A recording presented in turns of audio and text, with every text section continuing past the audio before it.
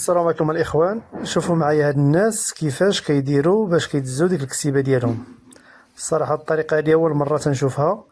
تيدزوهم بالمنجل. حنا الخوت عندنا داك المقص كنشدو النعجه كنهبطوا لها الرجلين لتحت كنربطوا لها الرجلين وكنبغداو لها من العنق وكنبقاو غاديين حتى كنساليوها. هادو لا، هادو تيربطوها في ديك الركيزه.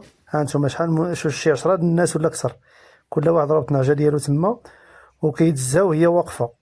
تيشدها تيبدا يحسن لها بداك داير بحال المنجل هذاك باش كيقطع لها الشعر. شوف معايا ها انت تيبدا عليها تيدزها غير شوف هكا. يقدر يكون تيقصها هاد الطريقه الصراحه، يقدر يكون تيقصها مع تيشد الشعر ويجبد ويقطع. شوف معايا الرام ديال الناس. الصراحه الفكره هذه الصراحه اول مره تنشوفها. شوف ها انت شاد ما كان غير جبد وقطع.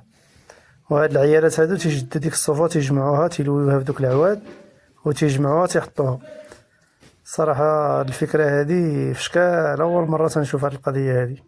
شوف معايا على منظر عندهم تما في داك الدوار ديالهم. شوف والغيام تما ديما عندهم الغيام ما تيبعدش منهم، وتبارك الله عندهم الربيع موجود. شوف معايا شوف المناظر بعدا كي دايره عندهم داك الشيء يا سلام.